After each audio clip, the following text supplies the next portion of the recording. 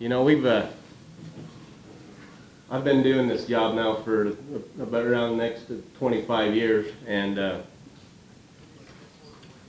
all I've seen is it get progressively worse and worse and worse with the so-called land police.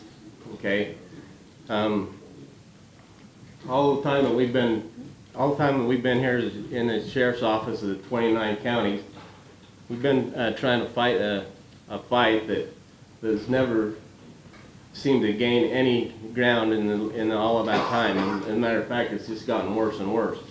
You know, we've got a FBI, and we got DEA, ATF, ICE. We've always been able to work with them people because they would only come and do major felony cases and different things like that, so they was always kind of out of the way until we needed them. We've got a Bureau of Land Management police and a Forest Service police that are out doing the same exact jobs that my deputies can do and every other deputy sheriff in this county and sheriff can do. They're writing misdemeanor tickets. You know, just for instance, my uncle was down on the Ponsagunt hunting deer, and we have a federal BLM ranger come to my uncle's camp, and he was out cooking his dinner, and he stopped him and made him quit cooking his dinner and go get the registrations for the four-wheelers that was parked in his camp. Now that's the kind of stuff that we've been seeing grow and grow and grow in our community. And I know that Danny's going to speak on the law enforcement part of it, so I'm going to kind of just get back to the management of the mismanagement of what's going on in our forests. We've been watching this, you know, things happen like the South Creek drainage in Beaver County. Quite a few years ago was a stream where the cattle could come in there and eat and get them a drink of water. The Forest Service decided they were going to fence that stream so that in the name of a native fish that was living there. And all the ranchers and people that run that was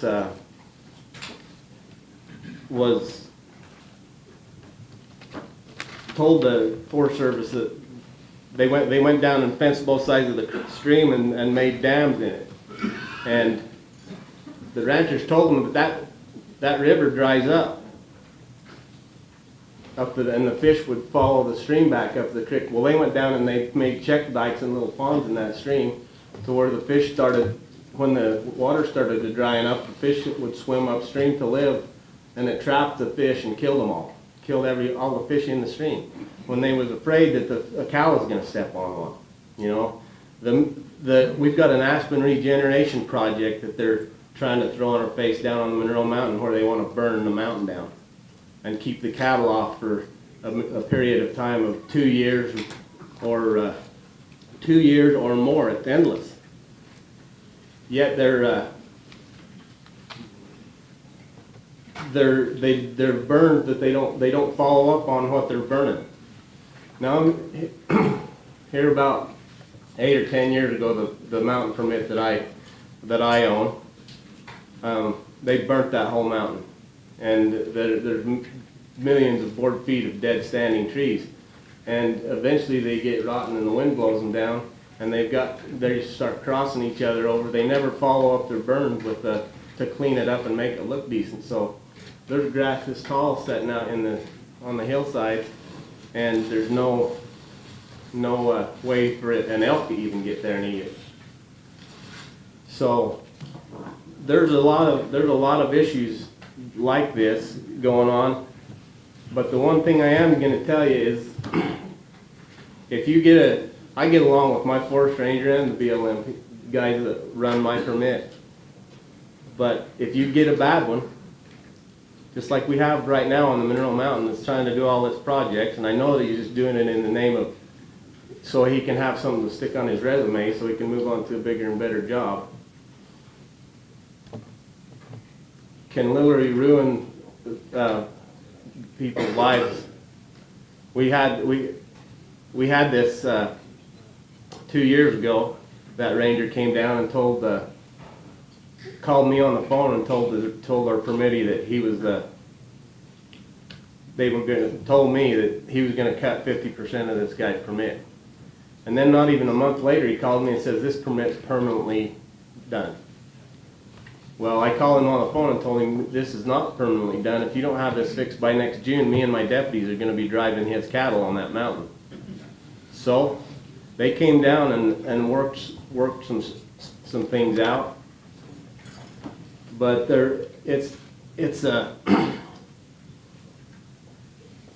if you get the wrong forest ranger, I'm here to tell you that they can make, it's no different than me being a sheriff. If I want to pick you out of the crowd and work you over, and I want to live right there every day, watching every move you make, I could have you in jail every day. He's talking to you, Brad King. And it's Brad's birthday day. He's 60, so you're looking at the right guy, Sheriff. What I'm getting at is that there's an abuse in the Forest Service that is, in 1995 I got a permit up on the Dixie National Forest on Mount Dutton. 1995, a letter comes out that says you're cut 20%. It's a permanent. We're going to do a permanent reduction on your permit of 20%. Then we're going to do a non-use on your permit for 20% more. And then in 1987, we're going to do another 8% reduction on your permit. That permit, one time in 1995, that permit was 374 head. That was before the projects that they had done in the lower allotment. Now it's 208. Since that time, we have built 3 different separate pastures in there. They have eradicated the trees on that permit, and the orchard grass in there is this tall in the spring when we go on the mountain. Yet it's almost cut in half of the AUMs in the last 10 years, whatever that is, the last 20 years. Okay. This is just one for instance of what's going on with if you look back there, every one of them guys that's got a cowboy hat on back there, and everybody else has got the same looking piece of paper, you know. We're at 8 minutes, Sheriff. Okay, I'm gonna have to get the next 2 guys up here. I'm gonna ask them to come up and sit next to each other. This would be Gary Allen and Stanton Gleave if they'd come up, and you go ahead and wrap it up. Okay, I'm just gonna wrap this up by telling you all, I'm not really a big fan of the militia showing up in my county, and I'm not going to allow that to happen, because I got a militia, and it's that bunch right back there that's got the cowboy hats on, and every man, woman, and child in my county. And if the federal government's we're done taking cuts, we're done having them stop trample us in the ground, and if we would have had this kind of a setting in 1995, my cattle permit wouldn't be cut 48%. So I'm going to tell you right now, we're not taking no more cuts on the mountain. I'll deputize every man, woman, and child in that county to stop what's going on. So thank you for your time. Thanks, Sheriff.